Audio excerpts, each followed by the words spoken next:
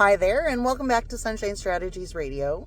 My name is Jen McMillan, and I am the founder of Sunshine Strategies, a nonprofit organization dedicated to supporting rural communities in downstate Illinois.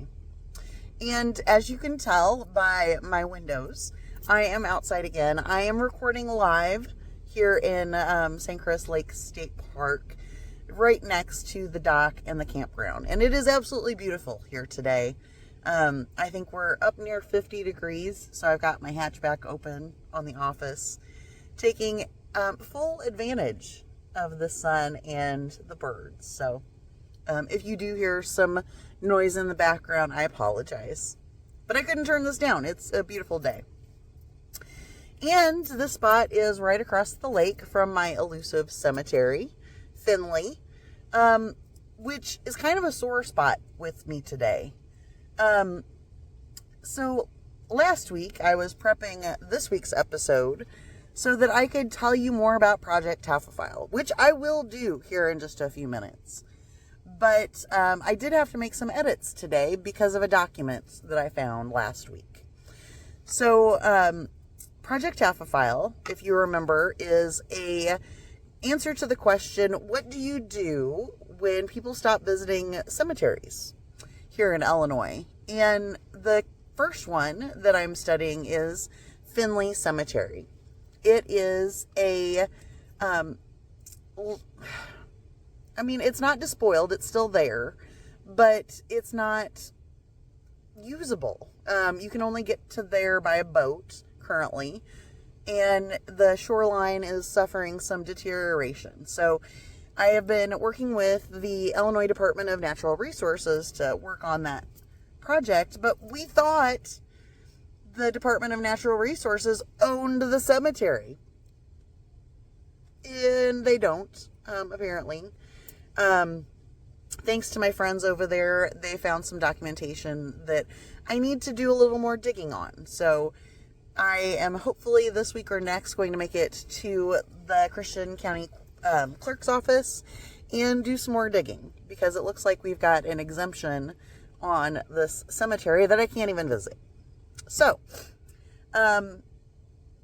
we're going to switch gears, and I'm still going to give you the presentation about Project Tafophile, and I hope that you enjoy it. I have put this together hopefully to better explain what Sunshine Strategies is and present it to you like I did to the Illinois Department of Natural Resources.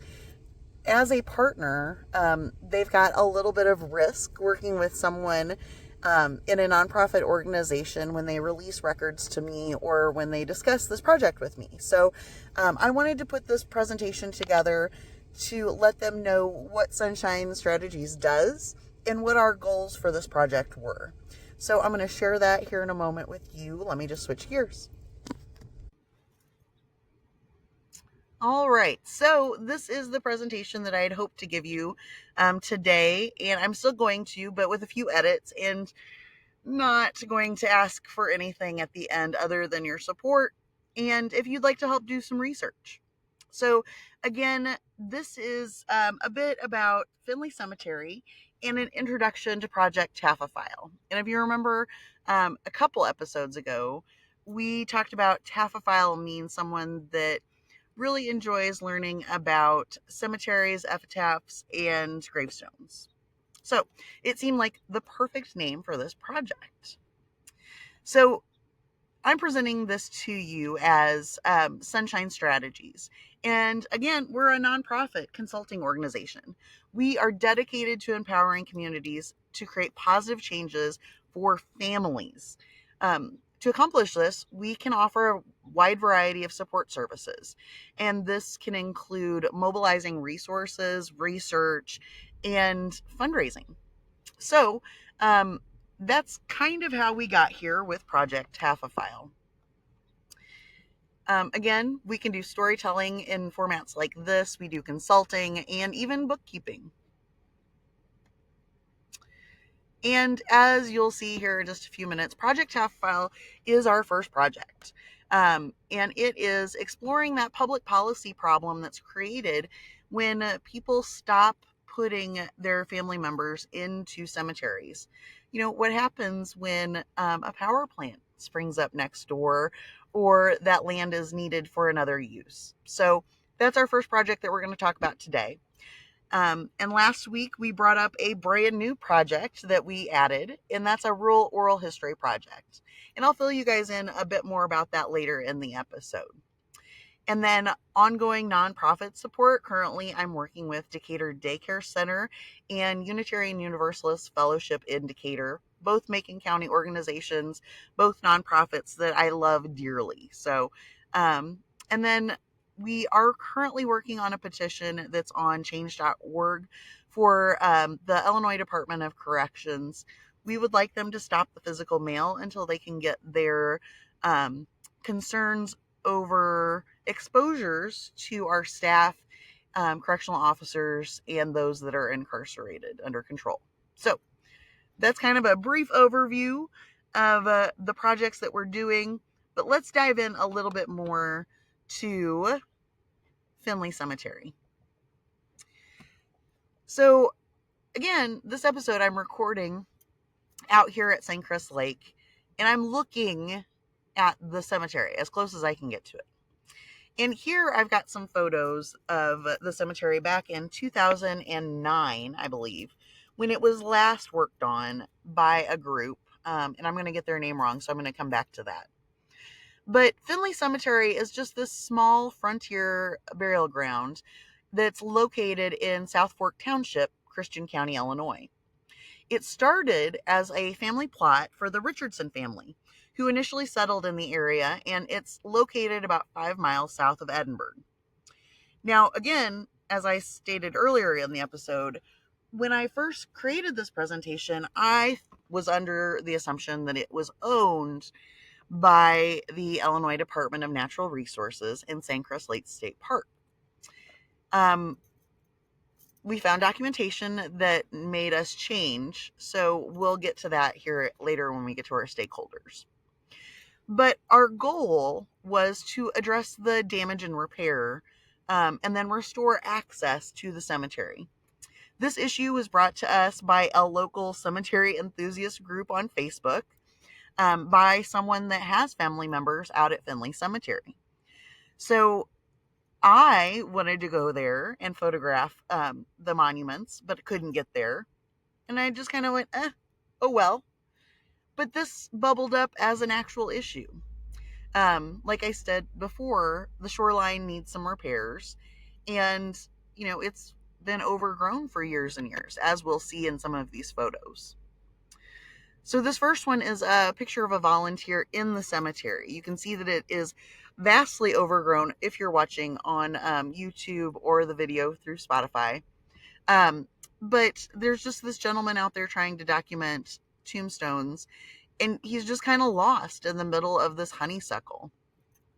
Our next slide, if you're watching, is that of Jerome, who's the son of L.J. and R. Duncan, and died in 1865. But you can tell that this monument is just absolutely covered in undergrowth and scrub plants. So, as we kind of go through the cemetery, you can see, even back in 2009, how overgrown it was. Due to its location, volunteers can't easily access it and do maintenance on it. With no visitors to go there, there's really no reason for the Department of Natural Resources to go out and keep it clear. So it's just been left to go back to nature. My argument is, though, that I think it's just been forgotten. And honestly, that's what had happened when I showed up at St. Chris Lake about a year ago asking to take photographs of the cemetery. James, the site supervisor, told me that, yeah, that kind of rings a bell, but, I'll have to dig into it.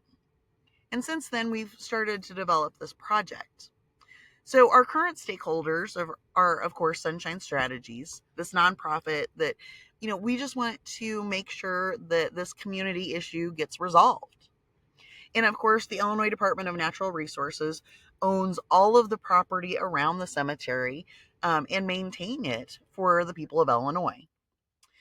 But with the document that I found last week, we had to take a step back hence the episode title, Two Steps Forward, One Step Back, that according to the document that IDNR found, the cemetery may not actually be owned by IDNR. In fact, it looks like ComEd, or Commonwealth Edison, owns the lake and the cemetery, according to this document in 1964.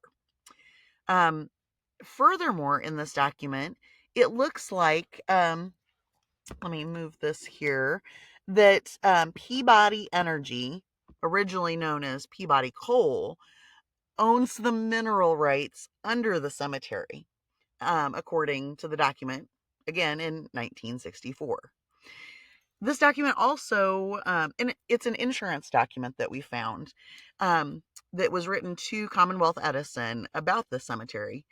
And it documents the original owners of the cemetery, which I believe is the Vigil family. So it just kind of became a little more messy. So instead of in our phases, I was ready for us to announce that we were going to fundraise for the evaluation and estimate of the monument repair and stabilization at Finley Cemetery. This project, I don't have any wood close by to knock on, but it had been going so smoothly. So of course we had to have a little hiccup. So right now, the lakeshore repair is still going to go on as planned. The Illinois Department of Natural Resources has added that section of the lake for repairs, and I don't have a timeline, but it is penciled in for us to get the equipment and to do the project in the upcoming years. Now that I'm not sure who owns the cemetery, we do have to put a pause on the evaluation and estimate of the repair costs. So I'm not even sure how much damage is over there. I've got the documentation from 2009, and we'll see if in the spring I can lead an expedition by kayak or foot over to the cemetery, and we can get some photos, especially once we know who officially owns the cemetery. And then eventually, my hope for Project Taphophile is to not only restore public access to the cemetery, but also to use all this information that we've learned during the process for us to identify other cemeteries at risk in Illinois and figure out a way to help them and make sure that we can record the history that are in them for all the generations to come.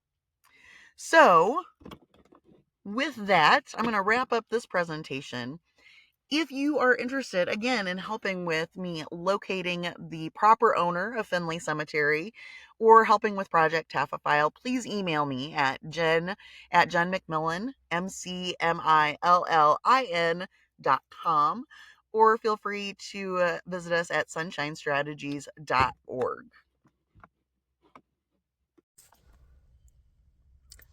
So there you have it. A quick overview of Project Taphophile and what Sunshine Strategies is, and kind of how we presented ourselves to the Illinois Department of Natural Resources. So once I can verify the owners, then I can approach them with the plan for restoration, like I did IDNR, or see what they have in mind. In the past, especially when all of the lakes were being built here in Illinois during the mid-60s, there were some cemeteries moved. I think the largest cemetery included about 3,000 people. I think Finley Cemetery has about 92 people still there. And I just am really sad that, they've kind of been forgotten by the owners of the property, whoever that owner might be. And I just want to make sure that they aren't forgotten as we move forward into the future. So, while I am digging into that one, I am also working on our new project, the Rural Oral Histories.